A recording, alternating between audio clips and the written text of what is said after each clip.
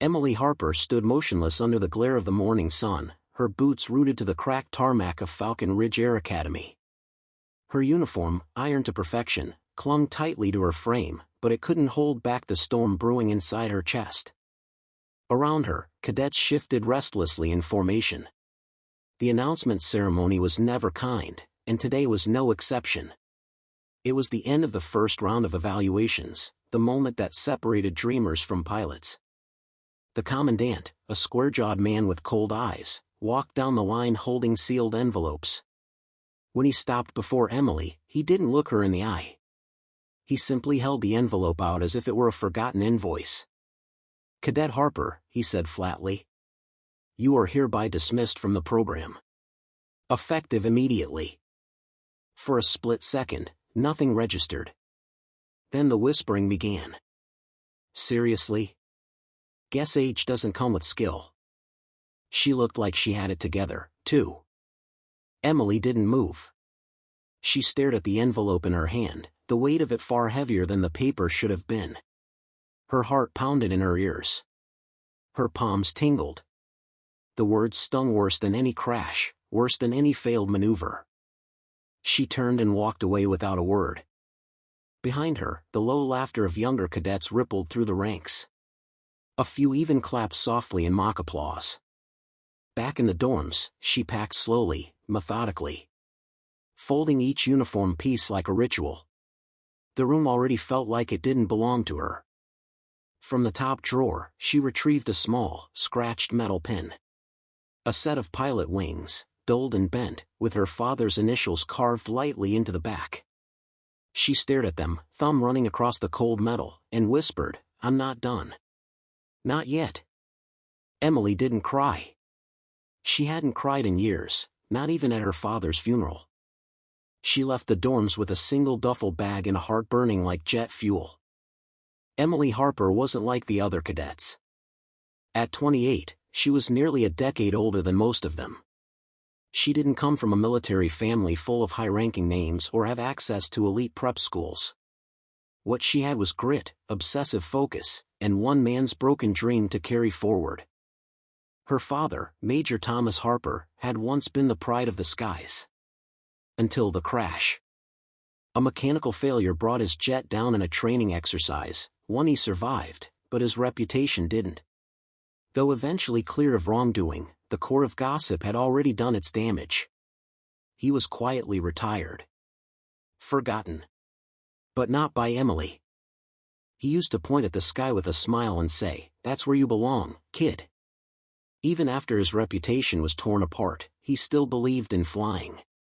And when he died, all he left her was a shoebox of aviation books, his dog tags, and that old metal wing pin. She had sworn, standing over his grave in that cheap black dress, that one day she'd wear her own wings, with his clipped onto the inside of her suit. And now? Now she was just another dropout with a file marked unsatisfactory. She didn't leave Falcon Ridge. Not really. She took a janitorial job cleaning out simulator bays. The pay barely covered rent, but she had what she needed, proximity to the dream. Every night, she scrubbed the consoles of the very machines that had rejected her, her fingers twitching with muscle memory. She watched cadets come and go. Some were good. Some were arrogant. Most ignored her. That was fine. Better invisible than ridiculed.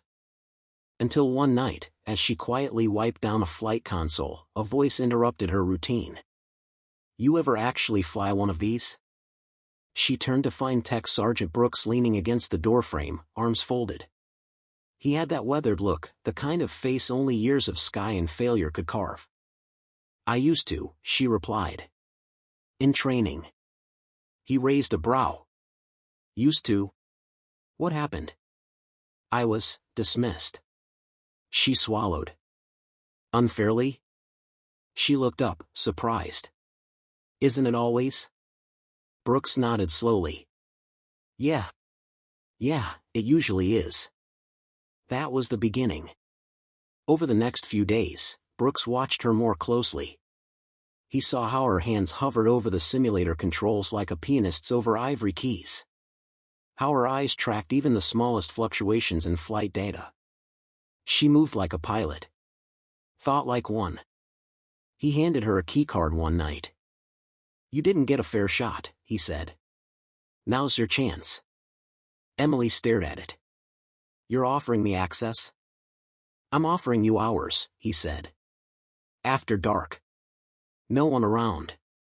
You fly. You train. You get better. Quietly. Like a ghost." She hesitated only a second. Then took the keycard. The simulator bay at night was something sacred. It was silent, save for the low hum of power through the panels. No voices. No smirks. No judgment. Just her, a machine, and the sky projected in perfect digital glory. Her first session was shaky. Her hands had lost some precision. Her memory fumbled through startup sequences. But it returned, like an old song you haven't heard in years but still remember all the lyrics to. By the end of that week, she was flying mock missions that rivaled any active cadet. Brooks began slipping her old test scenarios from past demonstration flights. She tore through them. Then came the emergency protocols. Engine stall. Fire in Bay 3. System failure. She handled them all. Like instinct. One night, she landed the virtual F-22 mid-failure, losing both engines, gliding her down on a dead stick landing with such control that even Brooks, watching from the booth, rose to his feet. "She's better than they ever were," he muttered. But not everyone was blind. Emily stepped out of the simulator one evening and found someone waiting near the back wall. Not Brooks. Not a cadet. Lieutenant Alvarez. Tough, steel-eyed, and rarely seen off-duty. "You fly like someone with something to prove," she said. Emily froze.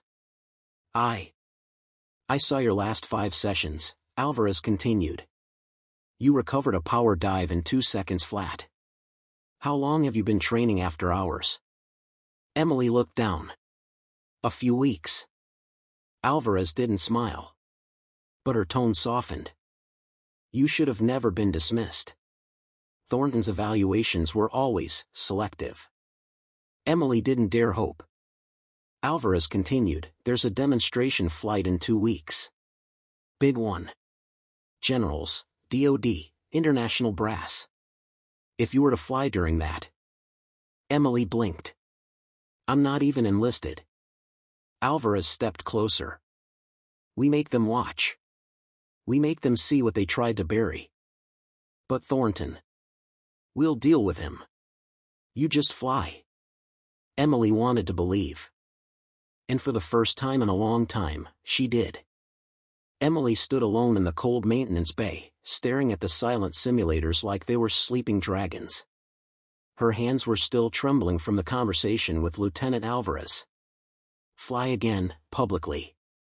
Against orders. In front of everyone. Her chance. Her risk. The next night, Brooks met her behind Hangar C, an unmarked keycard in hand. "This opens trainer Jet 7 Alpha. Decommissioned 2 years ago, but Danny kept her functional." "Danny?" Emily asked. "Mechanic. Quiet. Hates bureaucracy more than he loves wrenching. He's in." They walked in silence through the shadowed perimeter, past the regular patrol routes, until the hulking shape of the old trainer came into view. A relic, maybe. But not to Emily. She saw potential. The cockpit canopy still hissed open like it remembered her. She climbed in, buckled up, and closed her eyes. It was like slipping into her old skin. The first night in the trainer was rough. No SIM to reset if you crashed. No cheat code. The engines coughed to life, and for a moment, Emily thought it might explode on the runway. But it didn't. It flew. Low over the test zones, cloaked under nighttime radar suppression, Emily reacquainted herself with the feeling of real flight. The weight. The sound. The freedom. Brooks coordinated from the ground, relaying wind speeds and altitudes. Danny kept the hangar hidden and the logs erased. Alvarez handled the brass. And later, another ally joined them. Cadet Ethan Walsh. He caught Emily landing one night and didn't report her. Instead, he crossed his arms and said, "Need another pair of hands?" At first, Emily was hesitant. But Alvarez vouched for him.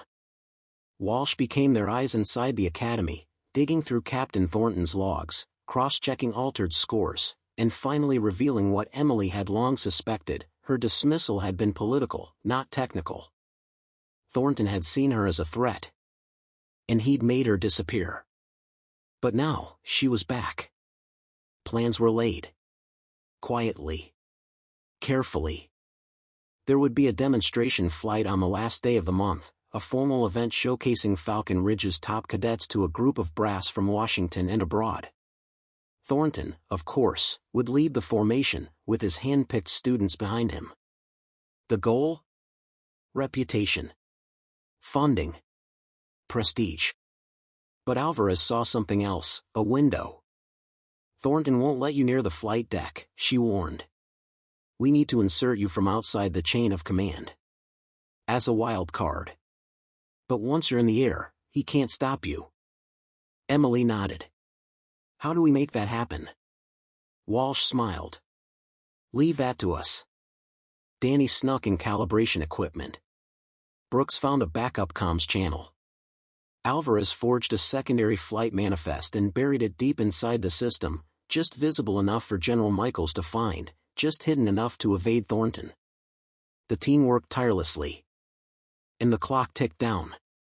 3 days before the demonstration, Thornton grew suspicious. Too many blank logs. Too many convenient system reboots. He ordered a full inspection of all hangars. That was when everything nearly fell apart. Danny burst into Alvarez's office, panicked. "He's heading to Hangar 7. The trainer's still there." "Stall him," Alvarez said. "How?" "Get creative." Danny ran. Within minutes, an emergency alert lit up the fuel yard. A ruptured valve. Possible chemical hazard. Sirens blared. Thornton was pulled from inspection protocol and dispatched to oversee the response. It was fake. But it worked. By the time Thornton returned to his office, sweaty and furious, the trainer was gone. Hidden. The night before the flight, Emily sat alone in the cockpit of the decommissioned jet, looking up at the stars through the canopy. She wore her father's pin inside her suit, right over her heart. Brooks stepped beside her and tapped the metal. He'd be proud. Emily didn't answer. Her mind was already in the sky. Alvarez called in a final check. "The generals arrive at 0900. You take off during formation realignment. We delay their timing by 2 minutes. That's your window. And after that? You fly like hell." 6 weeks after her flight changed everything, Emily Harper stood in a room with no windows. The walls were steel. The light was sterile. Around the table sat men and women who didn't wear academy uniforms, military intelligence, high command, and one man from the Pentagon who didn't offer his name. "This never leaves this room," said the lead officer, clicking a remote. A satellite image flashed, an arid canyon in the Middle East. Then another, infrared. Convoys. Heat signatures. A mobile radar array. "That," the officer said, "is a stolen system. Using our own decommissioned stealth jamming tech. Someone brought it back online, and it's already down one of our recon drones." He clicked again. The debris looked like shattered bones and sand. Emily's jaw tightened. "We need a pilot who can fly invisible. Someone who thinks outside doctrine. Someone who's already rewritten the rulebook." All eyes turned to her. Emily folded her arms. "You want me to ghost into hostile airspace in an unmarked F-22, with no support?" "Not no support," the Pentagon man replied. "Just very little." He slid a folder across the table. Stamped on the cover, Spectre 1. Inside, mission coordinates, images of a convoy, and a black axe over a narrow canyon route. "I'll need my crew," she said. The man nodded. "Already cleared." That night, she moved fast. She found Walsh in the Sim Bay, running evasive drills. "You're coming with me," she said. He blinked. "Illegal?" "Very." "I'm in." Then Alvarez. She didn't need convincing. Just a target. Then Danny, the only one crazy enough to keep Rogue Echo flight ready. By midnight, they stood in a sealed hangar on the far edge of base. There she was. Rogue Echo, a custom-modified F-22, stripped of all standard comms, wrapped in radar-diffusing skin, and loaded with untested silent pulse tech. Emily pressed her palm to the hull. "Let's fly like ghosts." At 3:04, the runway lights went black. The tower gave a single reply, "Godspeed, Spectre 1." Rogue Echo lifted like a phantom, engines muffled to a whisper. By 58,000 feet, she was above all known radar. Crossing into shadow range, Alvarez reported. Emily flipped a switch. All lights died. No tracking. No signals. Just stars and black sky. They were invisible. 10 minutes out from the canyon, Walsh spotted the convoy. 4 escorts. 1 central radar truck. 1 secondary vehicle, signal corps likely inside. Emily dipped the jet low. "No weapons," she said. "We're here to extract, not engage." Then the alarm blared. Missile lock. 2 streaks launched from the canyon.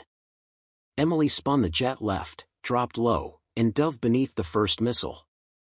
The second tracked them hard. "Scrambler," she yelled. Danny punched the device. A pulse burst from the jet's tail. The missile lost lock and exploded behind them. "Still alive," Walsh whispered. "Not for long if we don't move." They landed in a basin just below the convoy's route. The Rogue Echo hissed against gravel. Emily and her team disembarked fast, Walsh with the uplink, Danny with a bypass kit, Alvarez on overwatch. The radar truck came into view. Camouflaged. Buzzing. "Get that signal core," Emily ordered. Walsh tapped in. Link confirmed. Danny pried the side panel open. "It's trapped. I can feel it." Gunfire cracked from the cliffs. "They're here," Alvarez warned. Danny's hands flew. "One more wire, now." Emily ripped the signal core from its housing. It glowed blue in her hands. "Fall back." They sprinted under fire. Alvarez shot 2 advancing silhouettes. A grenade exploded behind them. Danny caught shrapnel to the shoulder. They dragged him into the cockpit. Emily shoved the core into the console. Engines lit up. "Lock again." Walsh screamed. No time. Emily dropped the nose, flipped the jet, and used the canyon itself to bleed the missile's line of sight. The jet rocketed through the terrain, then climbed into the stars. The missile exploded behind them. They were clear. They landed at a hidden airstrip just after dawn. No press. No crowd. Just General Michaels, waiting. Emily stepped off the ramp, signal core in hand. He took it. Was it worth it? You'll know once you see what's on it. Medics took Danny. Walsh stared at the sky. Alvarez leaned against the hangar, arms crossed, bleeding from a nicked cheek. "You broke every rule," Michaels said. Emily met his gaze. "You let me." He smiled. "You disobeyed brilliantly." Later that night, Emily stood beside Rogue Echo. Burnt. Scratched. Still flying. Alvarez handed her coffee. "Rumor is someone from our side sold that tech. Years ago." Emily sipped. "No surprise. You ready for that fight too?" Emily looked to the sky, same as always. "I didn't come this far to fly quiet." They clinked cups. Inside the secure server room, names began to appear on the screen. There would be hearings. Investigations. Fallout. But for now, Emily Harper, once rejected, once erased, stood with her wings intact. Not just a pilot. A reckoning. The email arrived without warning. Subject: Orders Reassignment, Harper, Emily. Location: Langley Inquiry Center, Internal Affairs. No explanation. No salutes. No thank you for saving national security. Emily stared at the screen in silence. Around her, the base bustled as usual, cadets training, jets roaring overhead. But beneath the noise, something had shifted. She could feel it in the air. The way conversations quieted when she entered a room. The way Brooks, once openly proud, now avoided eye contact. The data core she'd retrieved had detonated something deeper than a missile. A scandal. Inside the encrypted files were names, contracts, timelines. Someone in Washington had sold out the stealth jamming tech years ago. The trail led to a contractor embedded within the Defense Department. A man with powerful friends and zero intentions of taking the fall alone. And Emily? She was the pilot who brought the evidence home. Which made her dangerous. At Langley, the inquiry was brutal. You breached international airspace. You endangered your crew. You falsified clearance. She sat stone-faced as they read charges that sounded less like concerns and more like a pre-written narrative. When she spoke, it was clear. Calm. Everything I did was signed off. And necessary. The only reason you're reading this core is because I disobeyed safely. The board didn't flinch. Behind closed doors, Emily knew the truth. This wasn't about right or wrong. It was about fallout. About image. Someone needed to bleed so the system could heal. And they chose her. Alvarez called that night. They're planning to revoke your flight clearance. I know. They're also pushing for discharge. Emily didn't speak. But not if we fight back. She turned toward the window. Out there, jets were still flying. I'm listening. With help from Walsh and an anonymous source inside Air Force intelligence, Emily began compiling a counter-report. A dossier that didn't just defend her actions, it traced political connections, corruption trails, and mission logs scrubbed clean without authorization. Every truth came with a price. Someone leaked the story to the press. Headlines erupted. Decorated pilot under fire after saving national secrets. Hero or whistleblower? Emily Harper's legacy in question. Cadets approached her in private to say, "Thank you." Others avoided her altogether. She wasn't the Academy's pride anymore. She was its mirror. And not everyone liked what they saw. Then, it happened. A memo. Signed and delivered.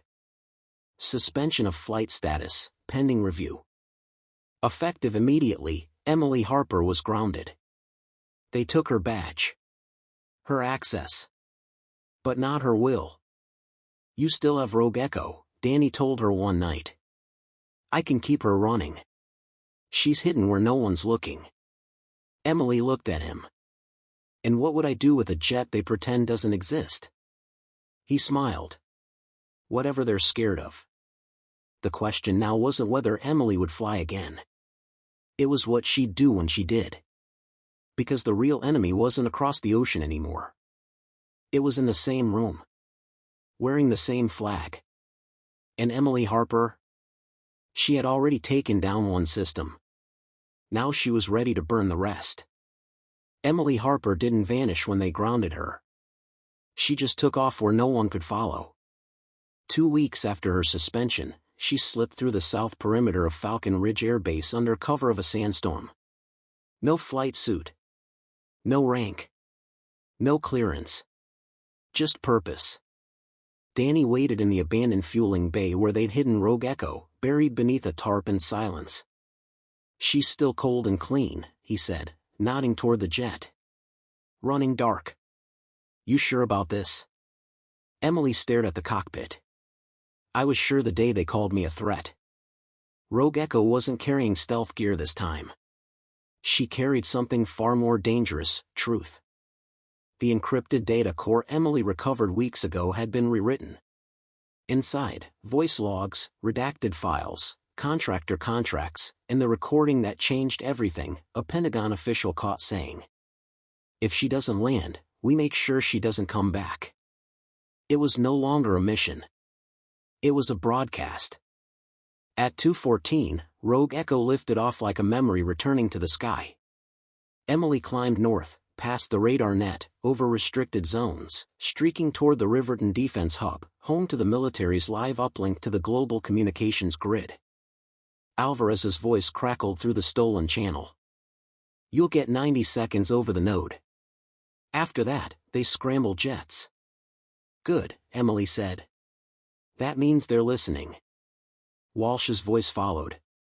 Harper, don't let them paint you as the villain. I'm not, she said.